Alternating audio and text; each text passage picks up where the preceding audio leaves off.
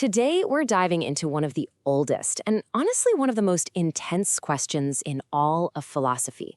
It comes from Plato's classic dialogue, the Crito, and it's a short, powerful story that forces us all to face a dilemma that, could show up in any of our lives.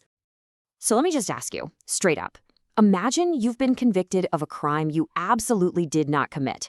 The sentence is harsh, maybe even the worst one possible, but you get a chance to escape. A chance to run, be free, and live your life. The catch? You'd have to break the law. So what do? Do you listen to your gut, your conscience, or do you obey the state, even when you know it's dead wrong? Now, this isn't just some hypothetical thought experiment. This was the real-life drama that Plato captured in his dialogue, the Crito. His mentor, the great philosopher Socrates, is sitting in a prison cell, sentenced to death, and he has to make this very choice. His story really makes us look hard at our own relationship with the law, with the government, and with our own core principles. Okay, so to really understand what's at stake here, we have to go inside that cell. This isn't some abstract academic debate. This is a life or death conversation happening in the final hours of a legendary thinker's life. Socrates lived through some seriously turbulent times. He saw the golden age of Athens, but he also saw its complete collapse in a devastating war. By the time 399 BCE rolls around, the city is on edge, and Socrates, this guy famous for questioning absolutely everything, gets put on trial for, get this, corrupting the youth and not believing in the city's gods. A jury of his own neighbors finds him guilty and sentences him to die. And now, a month later, the execution is just around the corner. And this is where our story really kicks off. His lifelong buddy, a rich guy named Crito, shows up before dawn. He's already bribed the guards, he's got a boat ready, a safe house waiting, the whole shebang. All Socrates has to do is say yes and walk out a free man. Crito's offer is pretty simple: choose life. But for Socrates, well, the choice is anything but.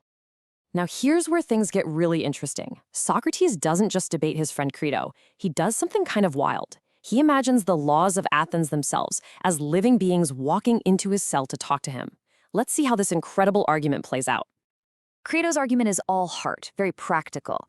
He's pleading, right? Your enemies wronged you, the trial was a sham, you don't owe them anything, think about your kids, your friends.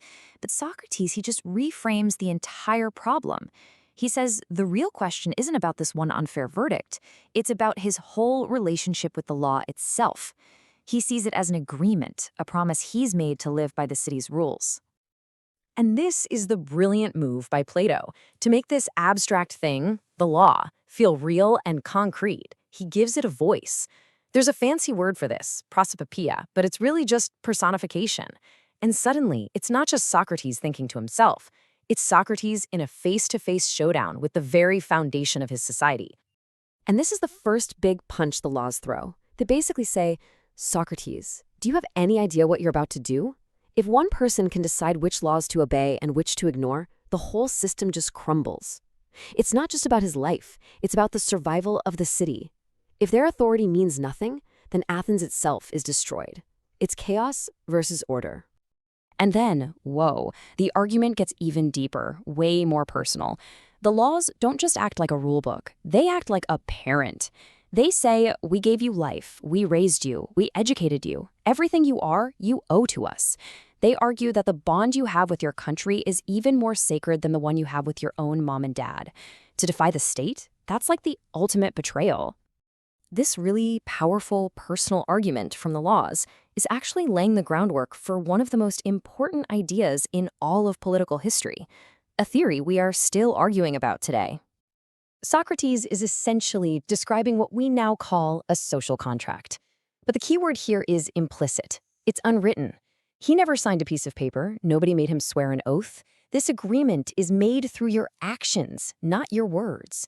By choosing to live his entire life in Athens, enjoying its benefits, he has, in effect, agreed to the terms. So the laws lay out their logic step by step. First, they say, Socrates, you chose to be here. Second, you took advantage of what we offer. You got married here. You raised your kids under our protection. Third, you were always free to just pack up and leave if you didn't like it. And fourth, and this one's huge, you even had the right to try and persuade us, the laws, that we were wrong. Since he never left, and he stayed and participated, their conclusion is simple. By staying, you agreed to obey. This whole idea of an agreement leads us to an even bigger question, a really deep one about where political power even comes from. Where does a state get the ultimate authority over someone's life? To get this, we need to understand a huge distinction for the ancient Greeks between two ways of thinking about life.